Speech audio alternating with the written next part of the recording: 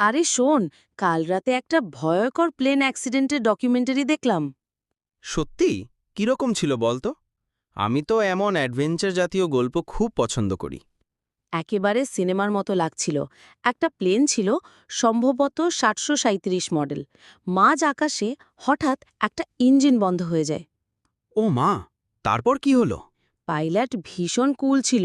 সেই প্লেনটা একটা নদীর পাশে জরুরি ল্যান্ড করায়। যাত্রীরা কি সবাই ঠিকঠাক ছিল?